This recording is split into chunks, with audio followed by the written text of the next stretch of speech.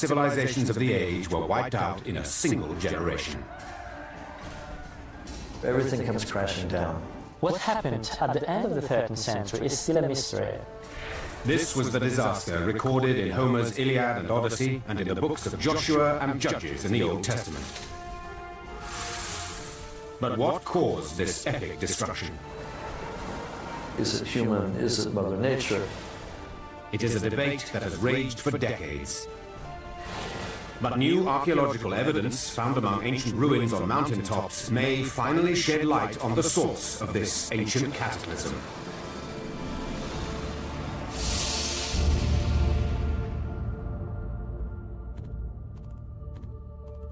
For archaeologists, the past is illustrated by the objects left behind.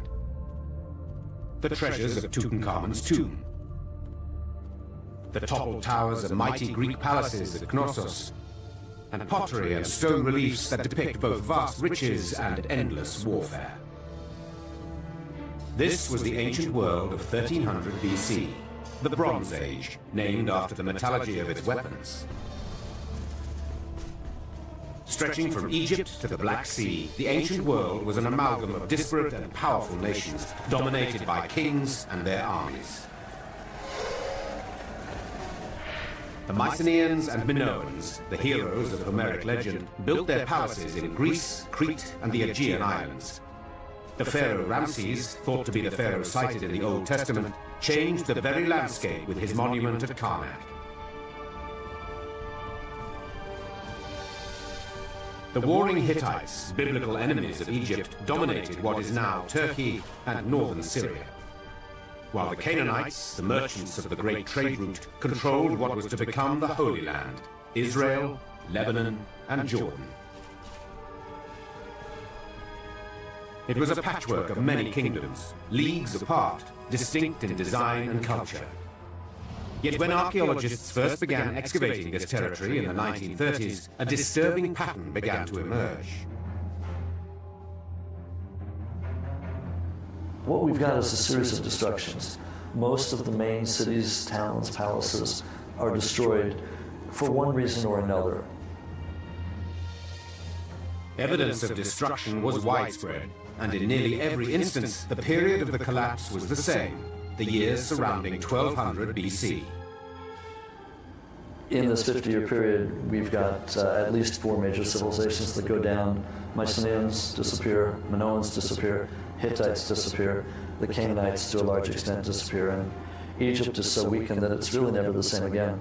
That's what's so amazing about this, is these are the biggest guys in the world, and they all bite the dust at about the same time, within a generation or two. The Ramesses period starts off very strong with some of the most spectacular building and just incredible wealth. And then there are little cracks in the whole fabric of the society, economically, religion. You can just see things sort of going downhill.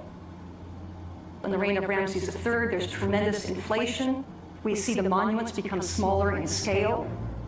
We also see huge economic problems with the tax base of the country, because so much of the taxable land had been removed from the tax rolls. Many people believe that from this time, the Egyptians no longer have the great self-confidence they had before the gods. We see a whole new genre of petitions to the gods, these prayers asking for, please God, help me, which we never saw before this time.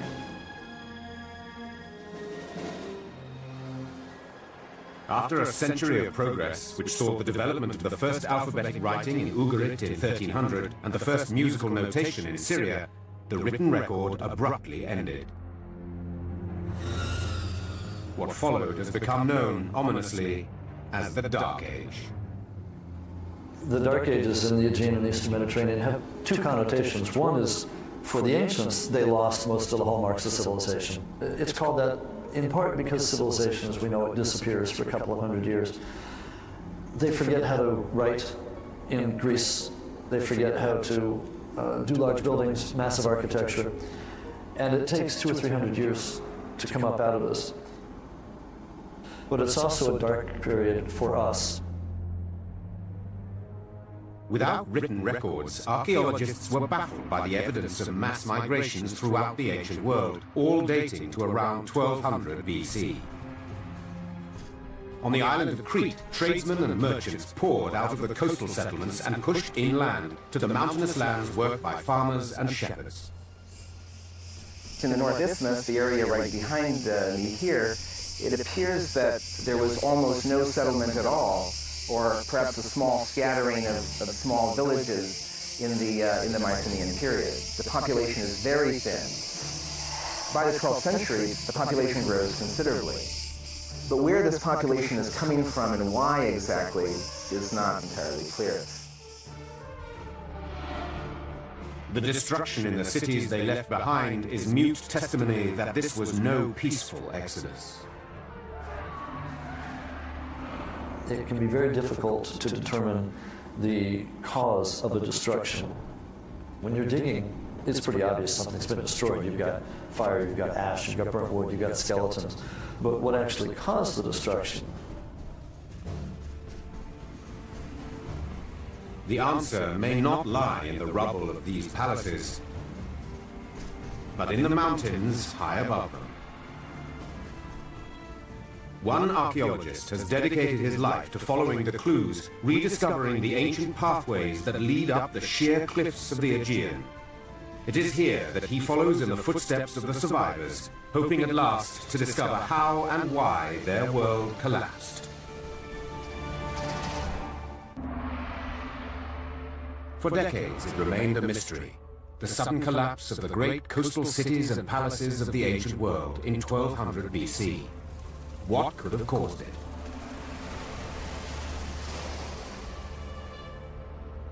Most investigators dug for clues in the ruins of mighty cities. But the real evidence was to be found further inland, in the distant mountains and valleys of the AEGEAN Islands, where humble farmers and shepherds once cultivated barley, lentils, and olives. It first came to light in the summer of 1983, when Polish archaeologist Krzysztof Nowicki, then a 26-year-old student, first climbed the mountain of Karfi on the island of Crete. Nowicki's original goal was to study a Neolithic religious shrine constructed on Karfi's summit by prehistoric peoples. But once there, 1,200 meters above sea level, Nowicki was drawn to another set of ruins. A mountaintop village that had been partially excavated and abandoned by the British archaeologist John Pendlebury in the 1930s. Having experienced one of the frigid winters on top of Karfi, Pendlebury concluded it was merely a temporary or seasonal settlement. But to Nowicki, the ruins made of large blocks of stone suggested something else. What is interesting about the houses in Karfi is that they are pretty well constructed. This way of construction suggests that these people were prepared to live in this village for a long time, and that these were their permanent houses. By mapping out and reconstructing the settlement from the excavated footprint, Nowicki confirmed his suspicion.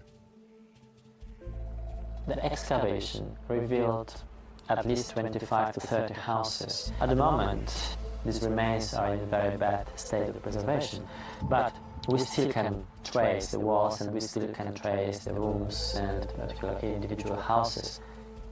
Karfi was a big village. It was not a small settlement. It was a village inhabited probably by 120 to 150 families, about 600 to 1,200 people. The reconstructed village, 1,100 meters above sea level, seems strangely out of place.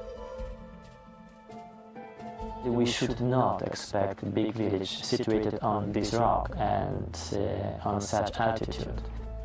Now we are sitting in the sun, it's probably 35 degrees.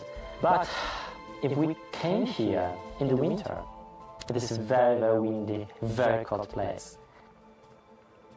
It is not very pleasant to live here. Why would there be a permanent settlement so far above the usual sites on the lower hillsides and plains? We have to ask why people move to these places, why people build their houses in the places difficult to climb up, why they decided to move their families to these houses, why they moved their entire economic system up to these places, to the high mountains. Though Pendlebury had thought it an earlier site, Nowitzki's carbon dating of pottery and other artifacts placed it squarely in the time of the Bronze Age catastrophe, 1200 BC. Before 1200 BC, we still have people living close to the sea, on the plains, in the valleys. Shortly before 1200 BC, we see that many of these low-situated places were either destroyed or abandoned. The inevitable question was, what would force these populations to move from the coasts to the mountains? Nowitzki returned to the historical and archaeological record, but could find no consensus as to what had caused such sudden and dramatic changes. There are all kinds of crazy theories out there to explain the end of the late Bronze Age. Comets, volcanoes, aliens, you name it, people have said it. But most hypotheses revolved around the ever-present threat of natural disaster. One of the main suggestions has been drought, that there was a major drought across the entire Aegean and Eastern Mediterranean, perhaps even up to Europe, and that starts tribes migrating. The level of the water of the Mediterranean had dropped significantly at the end of the late Bronze Age. Another possibility was the devastating earthquakes that regularly jolt the region. We've got a number of sites in the Aegean and Eastern Mediterranean destroyed by earthquake within a 50-year span at the end of the late Bronze Age. Mycenae is destroyed by earthquake. Troy 6 is destroyed by earthquake. Ugarit may be destroyed by an earthquake. Megiddo in Israel may be destroyed by an earthquake. The problem with saying that a single earthquake destroyed all of these sites and brought the late Bronze Age to an end is that these sites are destroyed at different times during the 50-year period. Though the timing of the earthquakes differs, they could still be related. There is something that geophysicists today call an earthquake sequence or an earthquake storm, in which an earthquake will not relieve all of the stress in a fault, but will simply release part of the stress. And so the next part in the fault will go a year later, 10 years later, and then the fault unzips from east to west or west to east or north to south. And we eventually get what's called an earthquake sequence or an earthquake storm. And these last between 30 and 60 years. Many of the cities that are destroyed by earthquakes are either on a fault line or in a seismically active zone. In fact, if you lay a map of the sites that are destroyed at the end of the late Bronze Age by earthquake on top of a map of seismically active zones, they will correlate on very nearly a one-to-one basis. But the earthquake theory has always had its detractors. People recover from earthquakes fairly quickly. That's pretty much proven. Even repeated earthquakes. And to Nowitzki, no natural disaster could explain why a population should move to an even more precarious place. There's no way that people would move their village 1100 meters to the top of this rock. Why? Escaping from the earthquakes and living on the edge of the rock? We don't see the people running away from natural disasters. So it makes no sense. Nowitzki believes that these unlikely and inhospitable heights are a place of last resort, a defensible refuge designed to offer protection not from nature, but from a human enemy. I mean, there is no reason to live on the ledges, hanging above the gorge or on the rocky knolls, other than a real threat from some other people. If Nowitzki's theory about the Aegean apocalypse is correct, there should be dozens of refuge sites waiting to be discovered in the high mountains of Crete, hidden settlements unseen for generations.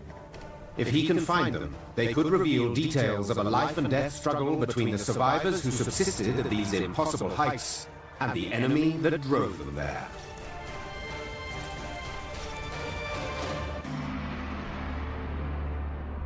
There are many theories as to what could have caused the apocalypse of 1200 BC and destroyed the mighty Bronze Age civilizations of the Hittites, Canaanites, Mycenaean, and Minoans. Some have blamed natural disasters, disease and pestilence, even the wrath of an angry god. But could it have had a human cause? And if so, who were the people that sent such mighty cultures crashing down within the span of a single generation? For decades, archaeologists sifted the abundant ruins but found only a few isolated clues. Then, in the 1930s, a stone tablet bearing a desperate message was unearthed in northern Syria. Found in the ruins of the palace of Ugarit, destroyed by fire around 1200 BC, it gave a foretaste of the destruction to come. The king of Ugarit says, "My father, 7 enemy ships have been sighted. Now, they've already done great damage to my country. If you see any more, please let me know." The tablet was never sent. It was found in the kiln, ready to be fired, when obviously the enemy ships came back and destroyed the town. Who was this enemy that came from the sea? Only one culture, Egypt, survived the collapse of the Bronze Age to give them a name. Ancient hieroglyphics tell of a terrifying foe, the warriors known only as the Sea Peoples. We get all of our details about what the Sea Peoples look like and their mode of transportation from the Egyptians. In addition to the texts that the Egyptians put up on their walls, they also put up pictorial scenes. And so they actually show us what the Sea Peoples look like. We can see the type of helmets they wear, the type of headdresses they wear. We can see them moving in ox carts, in some cases with their families, wives and children and possessions. This was a mass movement that was affecting all the ancient cultures of the Eastern Mediterranean. This was something that had never happened before. Every single culture in that area, even the ones as well established and as powerful as Egyptians, were being really shaken by this movement of the Sea People. Because part of it is they were coming not only to attack, but to settle. This is what archaeologist Krzysztof Nowicki had envisioned when he first looked at the ruins high on Kharkiv. A desperate people, the shepherds and farmers of the valleys driven into the mountains they knew so well. But could he prove that Kharkiv was no anomaly, simply one example in the systematic evacuation of an entire people?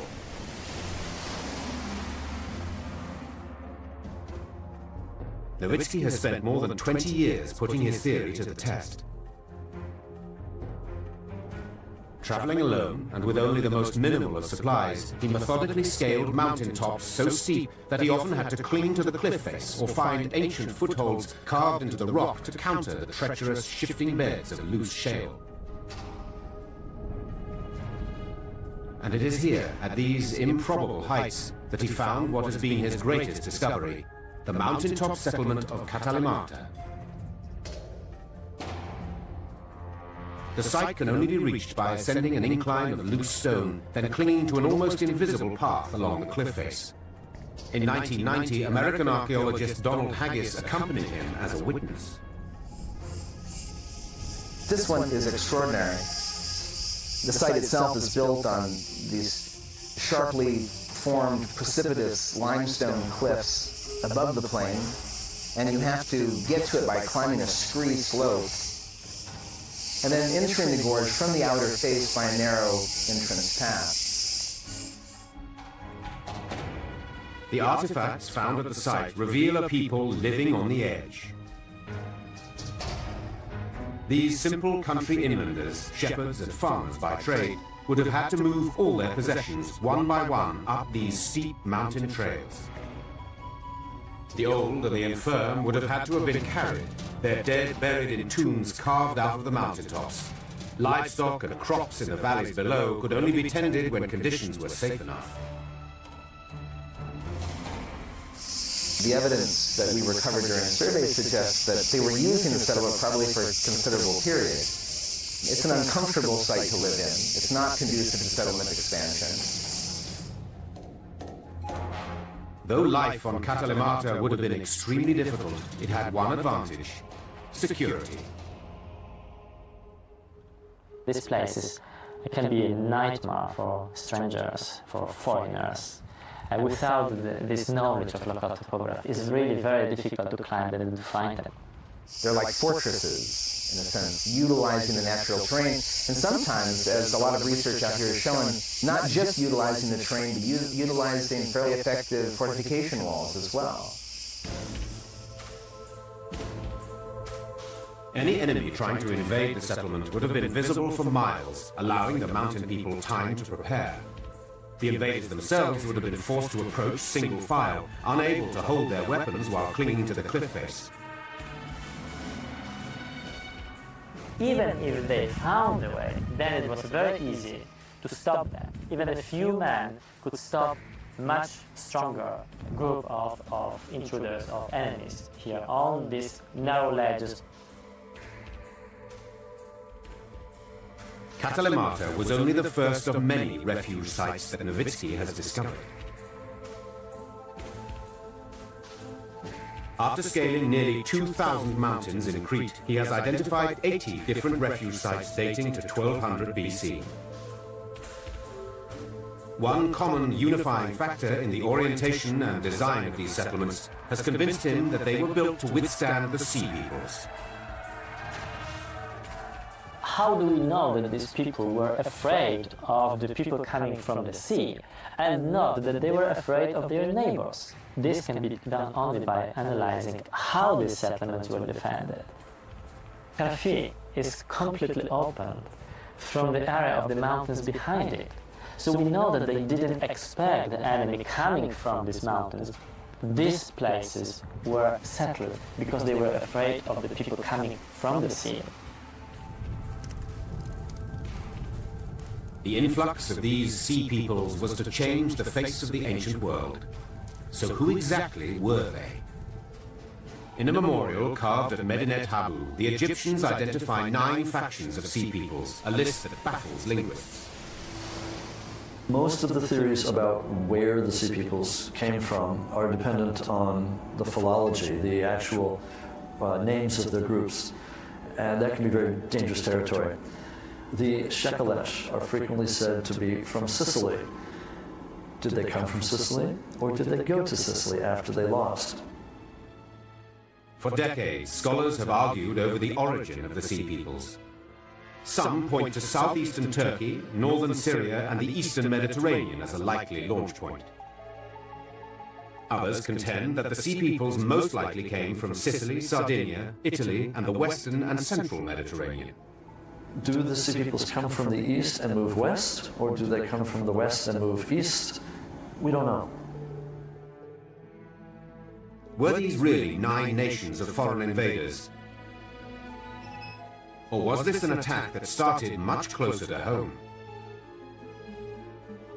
One theory holds that it was the very structure of the ancient world that made it vulnerable to terrorism from within, a world built around palaces and omnipotent kings.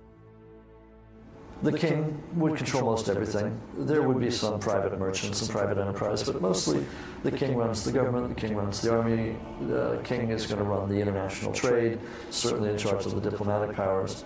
So you're in a situation where the palace pretty much controls 75 to 90% of daily life. In many places it seems the kings and queens lived with the gods. The kings and queens were the human representatives of the deities. These deities are statues. And then there's the army, the professional army, under the kings and queens. And then there's everybody else. And everybody else was supposed to keep and wanted to keep the gods and the kings and queens satisfied. The only place for laborers and peasants outside this system was in the king's massive armies. And even there, they played a subservient role in the service of the charioteers. The typical battle in the late Bronze Age seems to have been the charge of 2 chariotries against each other. Each chariotry might be numbered in the hundreds or possibly the thousands. And the chariot crew was heavily armored, and that was the main weapon, the composite bow. And so the fighting was mostly at long range. But of course, after they hit a target and brought an opposing chariot to a stop, then somebody had to go and finish off that crew.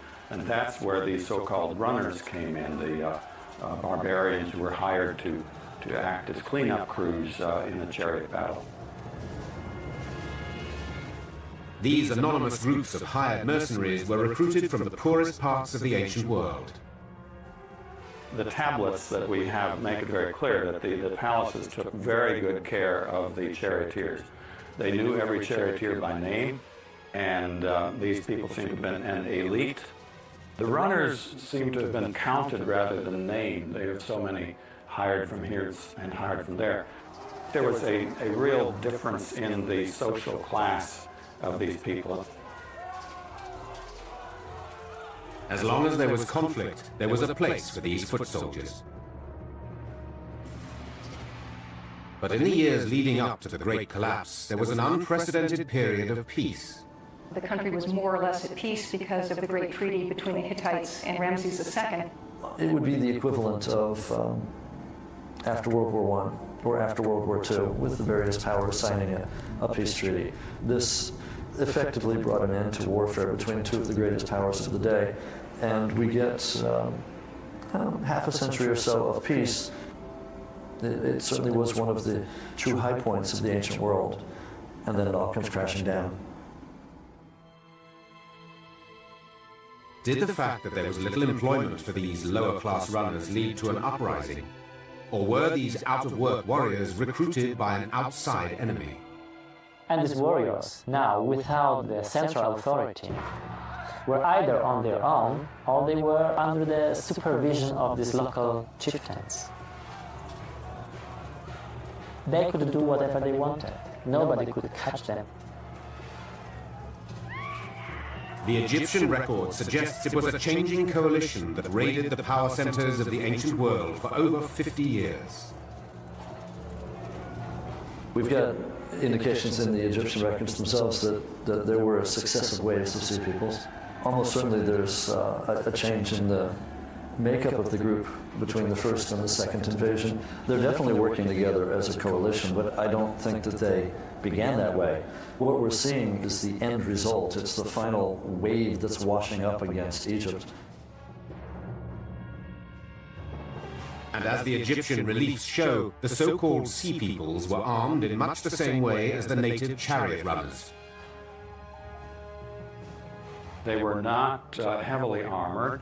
In fact, any kind of armor would have slowed them down and probably made them less effective on the battlefield. And so they carried small round shields with leather over a wooden frame. And they wore a helmet. I'm not sure whether the helmet was practical or not, but I think it had a good psychological effect on them. Though the exact origin of these warriors may never be identified, archaeologist Krzysztof Nowicki thinks he has found one of the flashpoints. At Kastri, on the coast of Crete, Nowicki has identified remnants of a settlement unlike the many inland refuge sites he has explored. On this relatively accessible hilltop are the remains of battlements that to Nowicki's eye suggest an experienced battle force. The people who lived here were not normal farmers or shepherds. It's too dangerous. I mean, a small group of farmers couldn't defend it. Any invaders, any raiders would easily take this settlement. The topography of Kastri provides several strategic advantages, providing easy access to the coast of Crete, Italy, and nearby islands. We may estimate probably 2 or 3, 4 boats here, maybe about 50 to 100 or even 200 men, which was enough to invade, to raid the coastal places in Crete. If Nowicki is correct, the Sea Peoples were not the last to recognize the strategic advantages of Kastri. In the 1940s, this same hillside was taken by the Germans in their own attempt to dominate the island. But whereas the German troops were driven from these hills, the Sea Peoples overran Crete and the AEGEAN. The extent of destruction, especially in Anatolia and central Greece, doesn't suggest to me a disorganized group. It suggests a rather efficient military machine. But whether this force represents outside invaders, disgruntled local warriors, or some combination of the two, the question remains the same. What's amazing about all this is that this ragtag group of marauders and pirates managed to knock off the best of the civilizations, and how they managed to do it is still the major question. The answer may lie not in the origin of the Sea Peoples, but in their methods of waging war. 1,200 years before the birth of Christ, an inexorable force changed the very landscape of the ancient world. Evidence of its power was written in the toppled ruins of Mycenaean cities and the abandoned palaces of kings. The desperation of those that survived could be seen in the precarious outposts they built atop the mountains of Crete. Mighty civilizations, from the Minoans to the Hittites, survived pestilence, famine, and earthquakes, only to fall to a human enemy, a mysterious force of barbarians called the Sea Peoples. But these invaders had no chariots, no armor. How could they have taken on the armies of kings? Late in the 13th century, it finally dawned on somebody that you didn't need these expensive chariots and chariot teams in order to win a battle. You got enough runners together, and they were cheap, and they themselves have the capacity to annihilate a chariot army. One weapon made it possible for these runners to become formidable warriors. A simple weapon that until the collapse had been used primarily for hunting. The javelin is a fairly short weapon, probably 4 feet, and has a small metal head. I don't think that these were lethal most of the time, but they certainly would wound whatever they hit. As the raiders swarmed the disabled chariot, the well-protected charioteer would have been suddenly vulnerable. The charioteer and the chariot archer both wore a corselet with scale armor that might have weighed between 30 and 45 pounds. So obviously they cannot run, and they are in no position to defend themselves in hand-to-hand combat. It is at this point that a team of raiders armed with short swords and lightweight shields would have had the advantage, both in numbers and mobility. That's all you need to do, wound a horse, and that chariot is stopped. If they could, at 40 or 50 yards, hurl their javelins and bring down a chariot horse, then they were ready to come in for close combat and hand-to-hand weapons, and at that point, the chariot crew is doomed. With every success, the ranks of the invaders grew and spread across the AEGEAN. Only Egypt was able to withstand the onslaught, although the conflict was to leave them forever weakened. So how did the Pharaoh's armies withstand an assault that extinguished such powers as the Mycenaeans, Minoans, and Hittites? There's a lot of diplomatic correspondence going back and forth, and a lot of trade in especially gold leaving Egypt through Nubia, and things like horses being brought into Egypt, and various other types of commodities going back and forth. So it was a period of a lot of communication between all of these powers. They had forewarning of these people coming toward Egypt, which is a very important aspect of defense. They had moved the capital of Egypt to the northern part of the country actually to defend against these people, so they were very ready. I think there's a good chance that the Egyptians were also getting their information through diplomatic messengers and couriers from the other great civilizations as one by one they fell. I mean, there are amazing spy systems in place in the ancient world, and the Egyptians certainly had their group of messengers, spies, reporters, and so they knew what was coming before it hit them. And by this time, the Egyptians knew that contrary to their name, the Sea People's greatest strength was not on the water, but on land. The conflicts were essentially land battles, but Ramses III in 1179 had the good sense to stop these raiders, these marauders, from ever getting to land. The Egyptian records, both the pictorial and the textual, they depict a battle taking place on the water, whether it's in a river mouth or actually out in the sea. It's hard to tell, but we've got boats, we've got drowning people. There's obviously a major battle going on the water. They were out there in their boats, and they were helpless out there. The Egyptian archers who were stationed on the shore or on other boats, it was duck soup. Decimated by the Pharaoh's archers, the final wave of sea peoples was dispersed. But warfare would never be the same again. In the late Bronze Age, the defense of a community rested on an elite, on the charioteers and the chariot archers. In the Iron Age, which follows this catastrophe, the importance of infantrymen is much greater, and charioteers have become marginal. They continue to be used for flanking operations, but they are no longer the essence. The essence is an infantry. In the span of just a few years, the kings and armies of the ancient world had been felled. In their wake, a new populace rose up. What the Sea Peoples do is create a power vacuum. When the Sea Peoples knocked off the top dogs of the late Bronze Age, they create a whole new situation. It's going to be the elite that go away, that are destroyed. The underclass, the middlemen, the farmers, the peasants, the slaves, they may well survive. And then what are they going to do? In the case of the shepherds and farmers seeking refuge in the mountains of Crete, the archaeological record is clear. After the defeat and dispersal of the Sea Peoples, the hardened survivors gradually returned to the lowlands. After 1200 BC, and as soon as the times became safer, people moved down to another ridge, which is about 1 kilometer, 1.5 kilometers from here, lower and closer to their fields. Never again would they feel the need to build settlements at such heights. But the final fate of the warriors known as the Sea Peoples may never be known. The Egyptians themselves say that they settled some of the remnants in either Egypt itself or in Canaan. And we know that later Egyptian texts talk about the city of Dor in Israel being a Tejeker city. We know that the Peleset settled down in Canaan. They become the Philistines. Some believe that these survivors and the remnants of the Sea Peoples may have intermingled, something future DNA testing of the remains found in the tombs may reveal.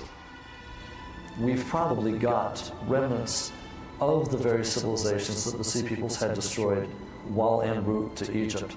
So we may well have Mycenaeans among the Sea Peoples, Minoans among the Sea Peoples, Hittites or Luca among the Sea Peoples. And it may well have been one of the few opportunities left to them was to join the Sea Peoples, the very group that had undone their civilization. And so the ranks of the Sea Peoples may have swelled with the very people they had just conquered. What is undeniable is that after the fall, something entirely new emerged.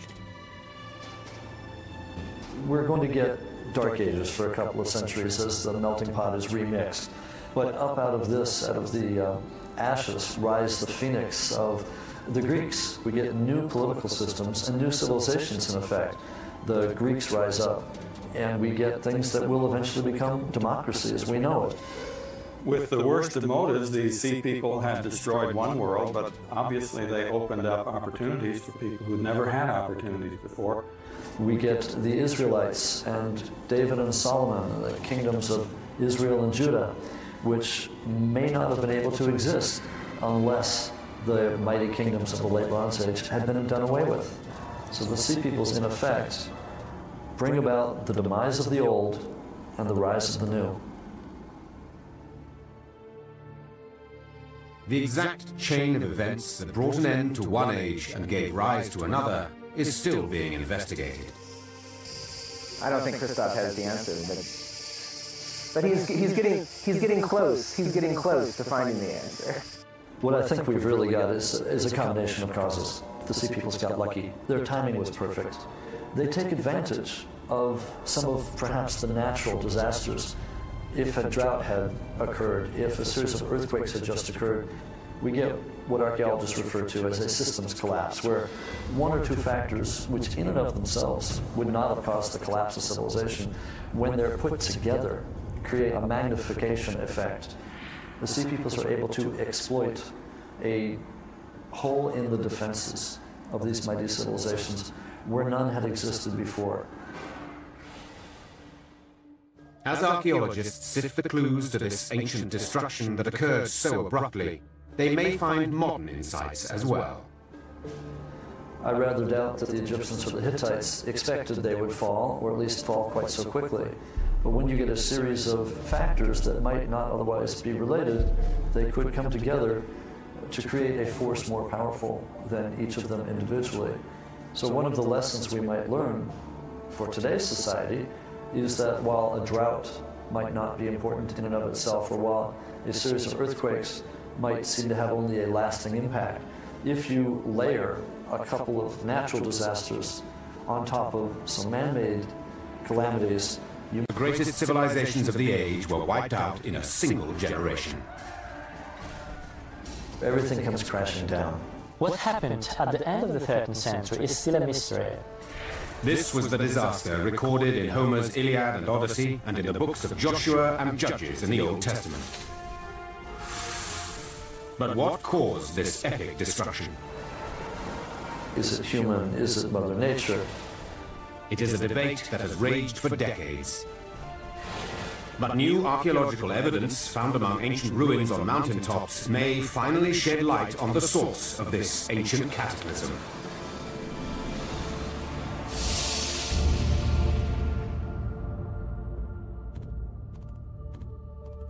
For archaeologists, the past is illustrated by the objects left behind. The treasures of Tutankhamun's tomb, the toppled towers of mighty Greek palaces at Knossos, and pottery and stone reliefs that depict both vast riches and endless warfare. This was the ancient world of 1300 BC, the Bronze Age, named after the metallurgy of its weapons. Stretching from Egypt to the Black Sea, the ancient world was an amalgam of disparate and powerful nations, dominated by kings and their armies. The Mycenaeans and Minoans, the heroes of Homeric legend, built their palaces in Greece, Crete, and the Aegean Islands. The pharaoh Ramses, thought to be the pharaoh cited in the Old Testament, changed the very landscape with his monument at Karnak. The warring Hittites, biblical enemies of Egypt, dominated what is now Turkey and northern Syria, while the Canaanites, the merchants of the great trade route, controlled what was to become the Holy Land, Israel, Lebanon, and Jordan. It was a patchwork of many kingdoms, leagues apart, distinct in design and culture. Yet when archaeologists first began excavating this territory in the 1930s, a disturbing pattern began to emerge. What we've got is a series of destructions. Most of the main cities, towns, palaces are destroyed for one reason or another. Evidence of destruction was widespread, and in nearly every instance, the period of the collapse was the same, the years surrounding 1200 BC. In this 50-year period, we've got at least 4 major civilizations that go down. Mycenaeans disappear, Minoans disappear, Hittites disappear, the Canaanites to a large extent disappear, and Egypt is so weakened that it's really never the same again. That's what's so amazing about this, is these are the biggest guys in the world, and they all bite the dust at about the same time within a generation or two. The Ramesses period starts off very strong with some of the most spectacular building and just incredible wealth.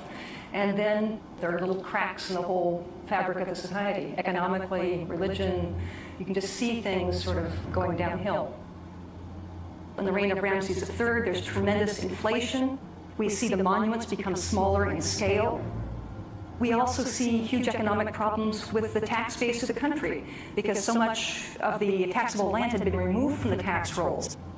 Many people believe that from this time, the Egyptians no longer have the great self-confidence they had before the gods. We see a whole new genre of petitions to the gods. these prayers asking for, please God help me, which we never saw before this time.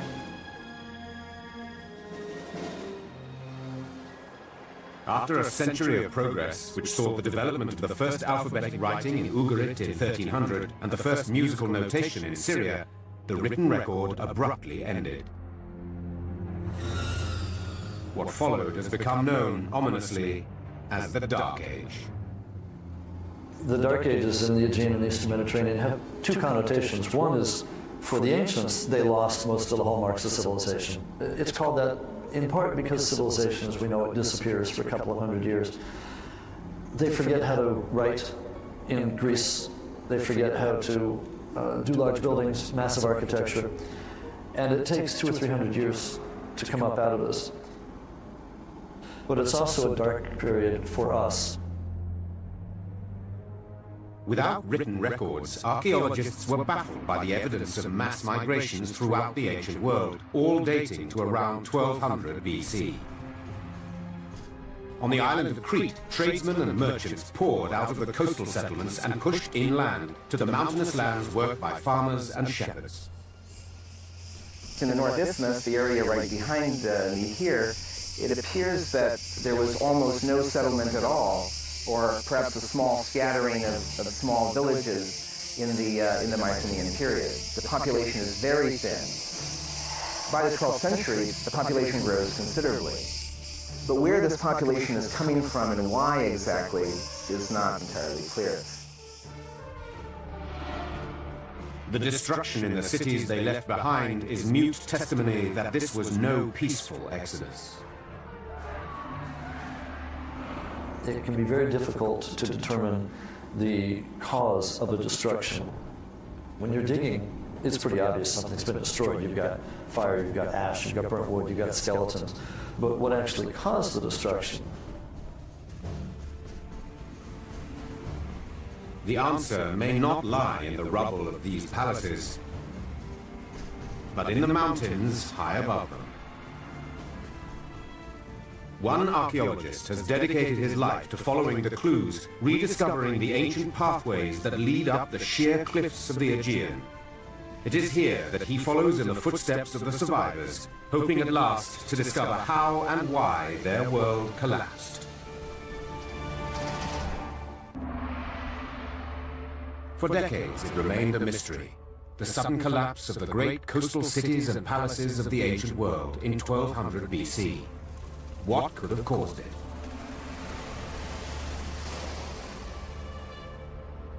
Most investigators dug for clues in the ruins of mighty cities. But the real evidence was to be found further inland, in the distant mountains and valleys of the Aegean islands, where humble farmers and shepherds once cultivated barley, lentils, and olives.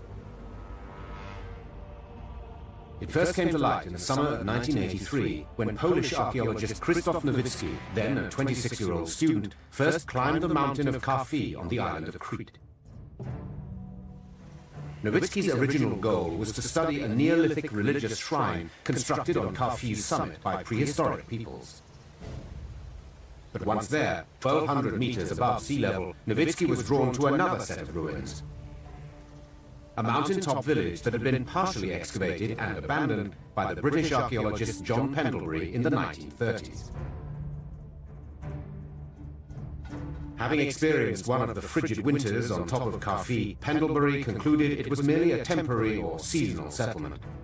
But to Nowicki, the ruins made of large blocks of stone suggested something else. What is interesting about the houses in Karfi, that they are pretty well constructed. This way of construction suggests that these people were prepared to live in this village for a long time, and that